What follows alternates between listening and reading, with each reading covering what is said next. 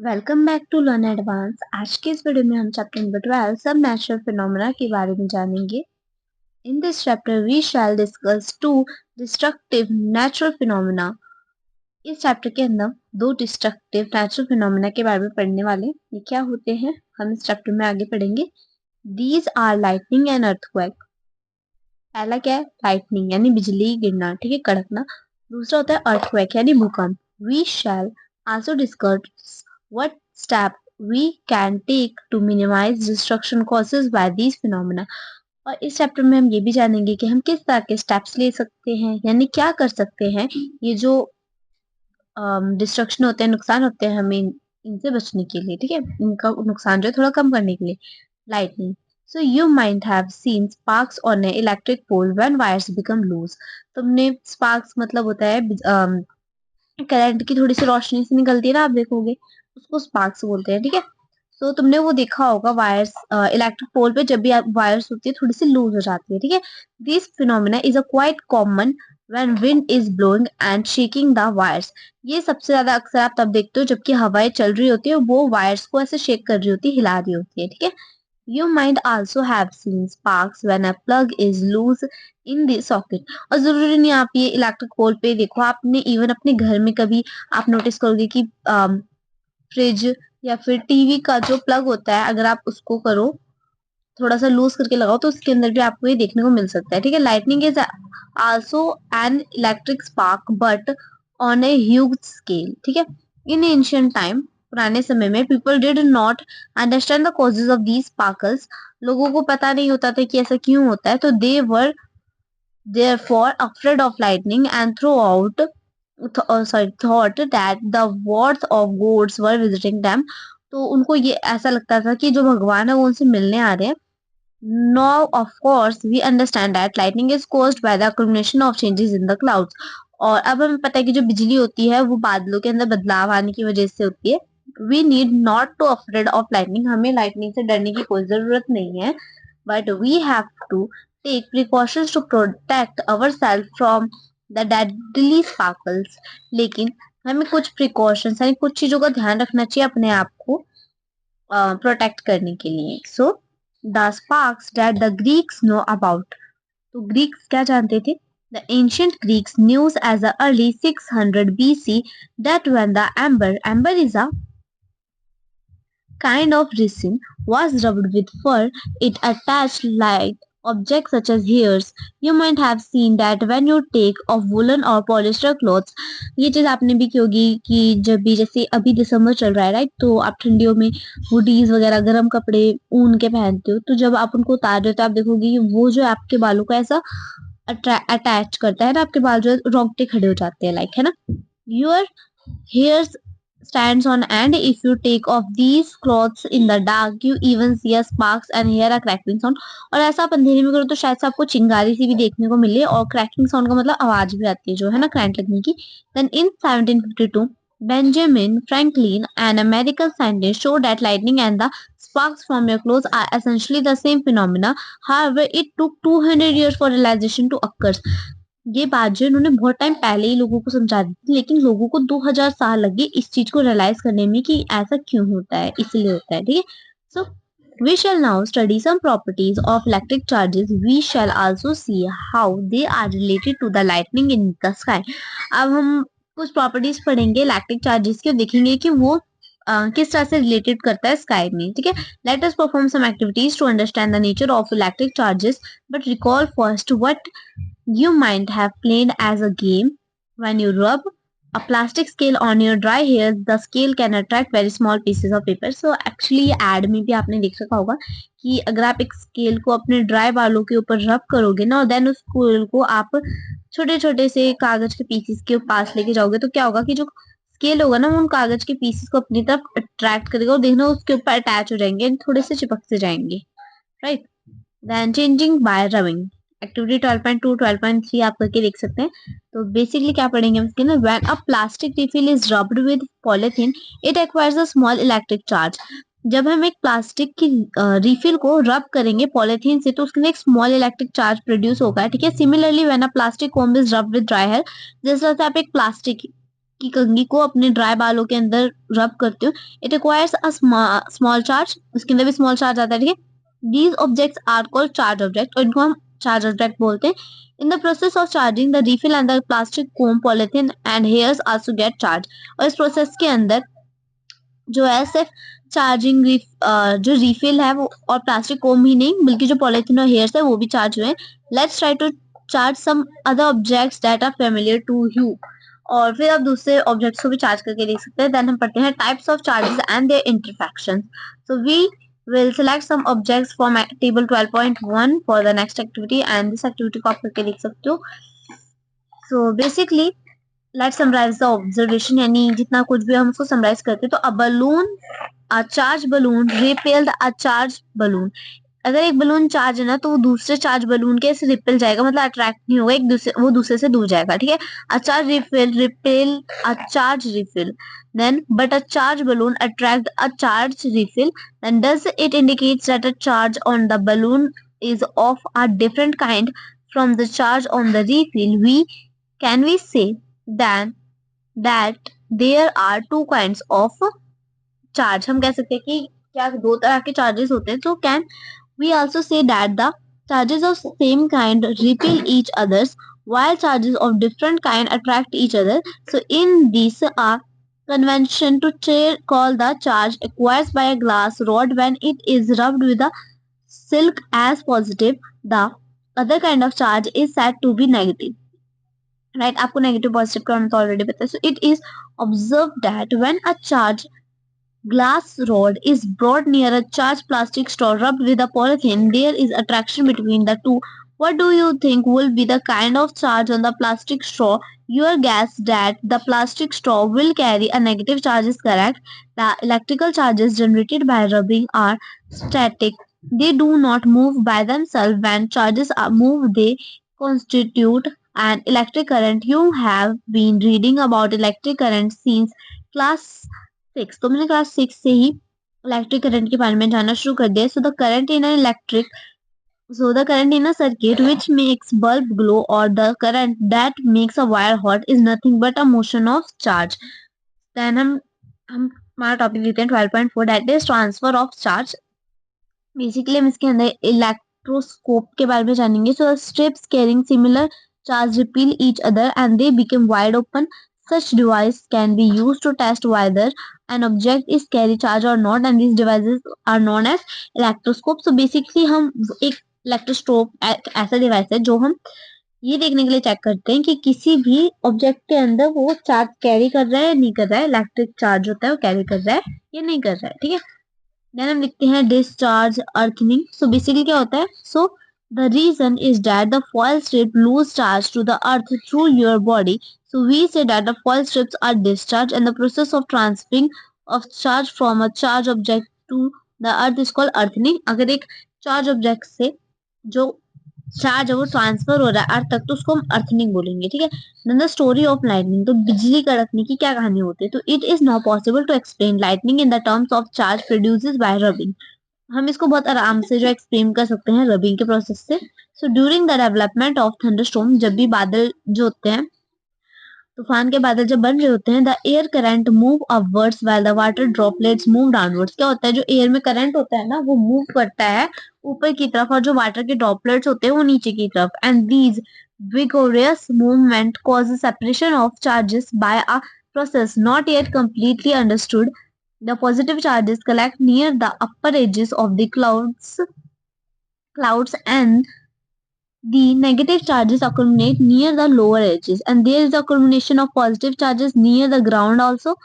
So when the magnitude of the accumulated charges become very large, the air, which is normally a poor conductor of electricity, is no longer able to resist their flow. तो क्या होता है इससे कि जो air होती है, वैसे क्या होता है, वो एयर जो होती है हमारी वो पोर कंडक्टर होता है, राइट। लेकिन इतना सब कुछ हो जाने के बाद जो एयर होता है वो उसको रेजिस्ट नहीं कर पाता उसके फ्लो को, यानी मना नहीं कर पाता है। अगर negative and positive charges meet कर जाते हैं फिर प्रोड्यूस करते हैं streaks of bright light and sound को, and we see streaks as a lighting, and the process is called electro discharge. इसका यहाँ पे हम प्रॉपर डायग्राम भी बनाया गया, accumulation of changes leading to the lightning, right. इसके बाद हम देखते हैं लाइटनिंग सेफ्टी। अगर बिजली गिरी हो तो हमें क्या क्या जो है प्रिकॉशंस लेने चाहिए ड्यूरिंग लाइटनिंग एंड थंडरस्टॉर्म। यानी जब बिजली गिर रही हो या बादल गड़गड़ा रहे हो, no open place is safe, खुली जगह सुरक्षित नहीं होती। Hearing thunder is an alert to rush to a safer place. अगर आपको गुड़गड़ाहट की आवाज सुनाई दे रही है, इसका मतलब ये है कि आपको एक सेफ प्लेस पे जाना चाहिए। After hearing the last thunder, wait for some time before coming out of this safe place. और आखिरी गड़गड़ाहट की आवाज का ध्यान रखना है किसी भी अपनी सेफ प्लेस पे जहाँ पे आप गए हो वहां से बाहर आने से पहले। फाइंडिंग अ सेफ प्लेस, एक सेफ प्लेस क्या होती है? सो अ हाउस और a building is a safe place. एक घर या फिर एक बिल्डिंग जो होती है सेफ प्लेस होती है। If you are travelling by a car और अ बस, you are safe inside with the windows and doors of the vehicle shut. Do and don'ts during a thunderstorm outside. So क्या करना चाहिए, क्या नहीं करना चाहिए थंडरस्टॉर्म में? Outside, open vehicles like motor bikes, tractors, construction machines, open cars are not safe. Open field or trees, shelters in parks, elevated places do not protect us from lightning strikes. Carrying an umbrella is not at all a good idea during the thunderstorm.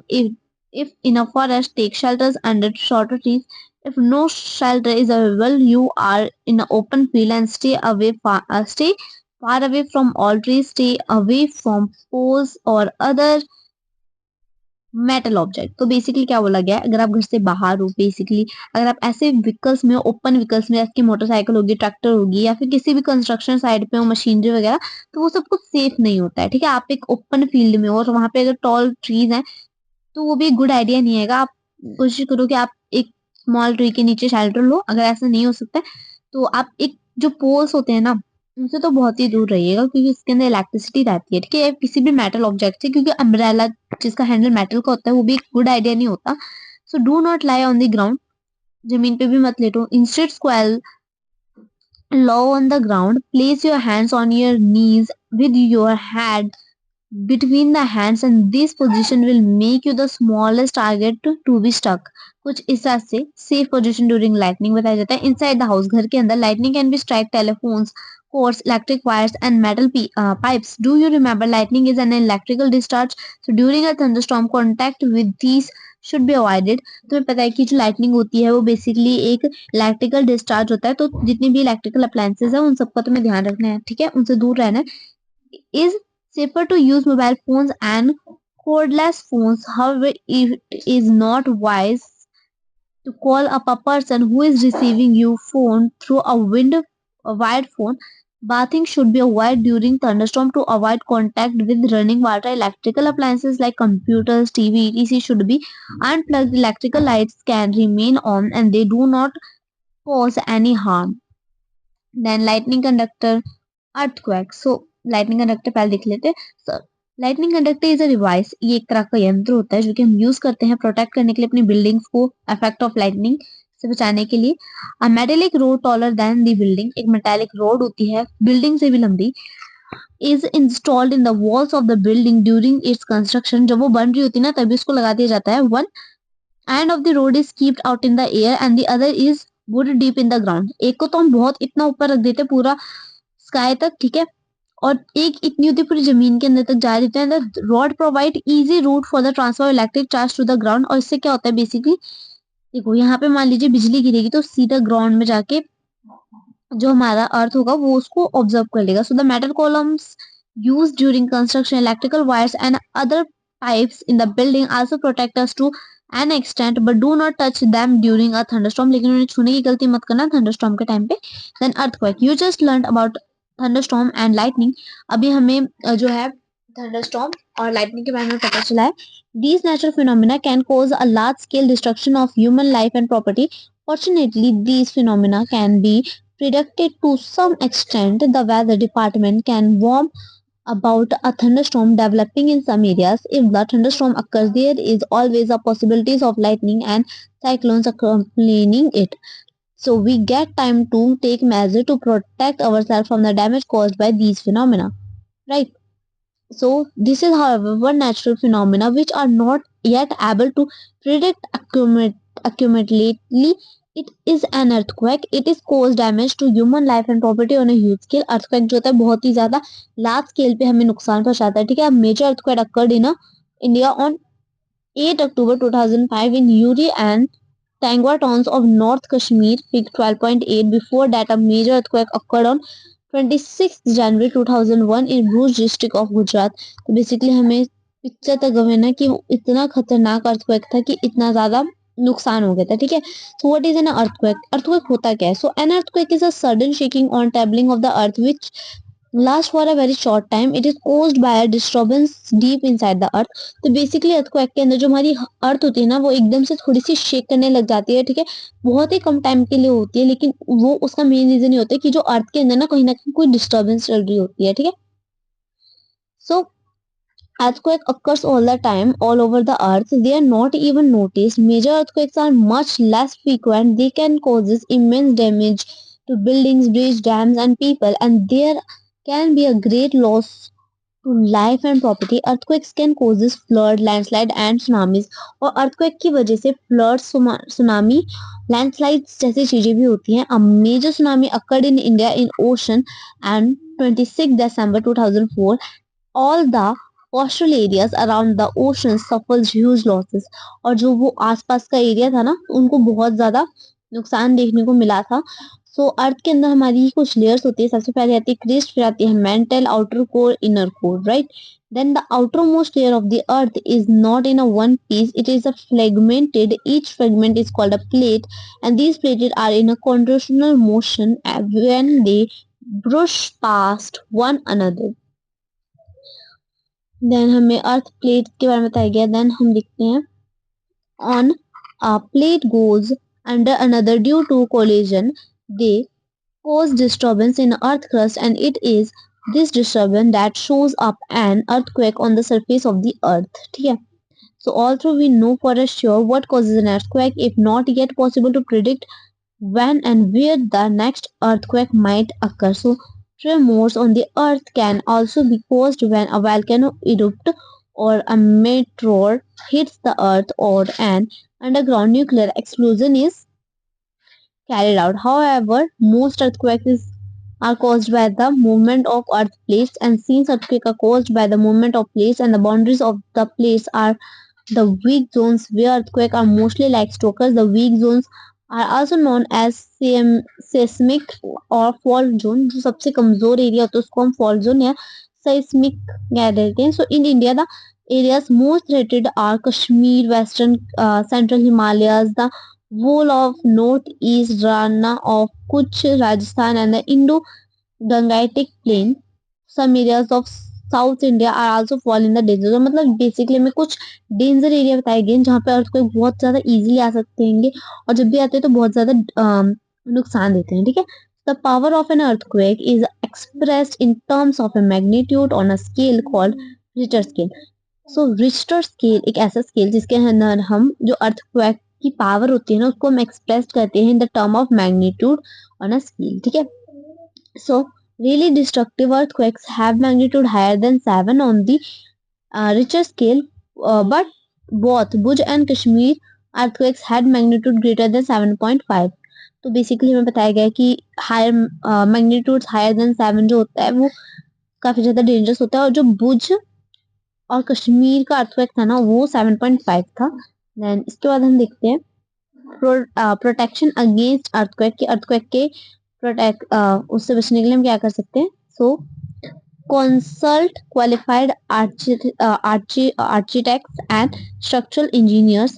In higher seismic area, the use of mud or timber is better than using heavy construction materials. Keep roofs as light as possible in case the structure falls. The damage will not be heavy. मतलब basically बताया जा रहा है कि अगर आप एक highly seismic area मतलब जहाँ पे बहुत ज्यादा अर्थक्वेक आते हैं बहुत ज्यादा नुकसान हो सकता है वहां पे आपकी जो छत हो जितनी कमजोर हो उतना अच्छा रहता है ताकि अगर बाय चांस जो आपका घर है वो गिरता है तो आपको ज्यादा नुकसान ना हो. ठीक है. आपको ज्यादा चोट ना लगे. It is better if the cupboards and shelves are fix to the wall so that they not fall easily. अच्छा होता है अगर आपके घर में जो अलमीरा वगैरह वो सब कुछ ना हो के वो सब कुछ मतलब फिक्स्ड आपको पूरा या फिर वो अलमीरा वगैरह जो दीवार पे पूरी फिक्स्ड हो जाए. ठीक है. Be careful where you hang wall clocks photo frames water heaters etc so that in the event of an earthquake they do not fall on people. और जो आपकी चीजें होती है घर में जैसे घड़ी फोटो फ्रेम्स वो कहाँ लटकाएगी ताकि अर्थक्वेक आए तो किसी के ऊपर गिरे ना. Seen some buildings may catch fires due an earthquake. It is necessary to all buildings, especially tall buildings, have firefighting equipment in working order. The Central Building Research Institute (RUCRE) has developed know-how to make earthquake-resistant houses. In the event that an earthquake does strike, take the following steps to protect yourself. First, if you are at home, take shelter and under a table and stay there till the shaking stop. घर पे हो तो किसी table के नीचे जो है अपने आप को छुपा लो, तब तक वहीं पे रहना जब तक कि शेकिंग पूरी तरह से बंद ना हो जाए. ठीक है. Stay away from a tall and heavy objects that में फॉलो न्यू. ऐसी चीजों से तो बहुत दूर रहना है जिसका डर हो आपको कि मेरे ऊपर गिर जाएगी. ठीक है. If you are in a bed, do not get up, protect your heads with a pillow. अगर आप किसी बेड पे हो, ठीक है, और इतनी ज्यादा डेंजरस सिचुएशन है, आप हिल भी नहीं सकते, तो आपको कुछ नहीं करना है, घबराना नहीं है. अपने सर को किसी पिल्लो से कवर कर लेना है. ठीक है. इफ यू आर आउटडोर, अगर आप बाहर हो तो फाइंड अ क्लियर स्पॉट. एकदम क्लियर स्पॉट ढूंढो जहाँ पे ज्यादा कुछ ना हो. Away from building, trees and overhead power lines drop to the ground. If you are in a car or a bus, do not come out. Ask the driver to drive slowly to clear space. Do not come out till the train road stop. यहीं पे आप किसी car या बस में हो तो आपको जो है उससे बाहर नहीं आना है. आपने ड्राइवर को बोलना है कि वो किसी सेफ जगह पे आपको लेके जाओ. तब तक बाहर नहीं आना जब तक जो हलचल बंद ना हो जाए. और इसी तरह से कीवर्ड लिख गए हैं, जिसका मतलब है कि हमारा चैप्टर कंप्लीट हो गया है. आई होप ये आपको समझ आयो. बहुत ही इजी चैप्टर है. लिटरली थोड़ी बहुत सी न्यू इंटरेस्टिंग चीजें हैं और बेसिक सी चीजों को लेके ही हमारा चैप्टर बनाएगा. आपको जो है इन सब चीजों के बारे में पता होना चाहिए. और वीडियो अच्छी लगी हो, समझ आई हो, तो make sure to like and subscribe my channel, because आपका एक सब्सक्रिप्शन मेरे मोटिवेशन के बराबर होता है. मिलते हैं नई वीडियो में, तब तक के लिए बाय, टेक केयर.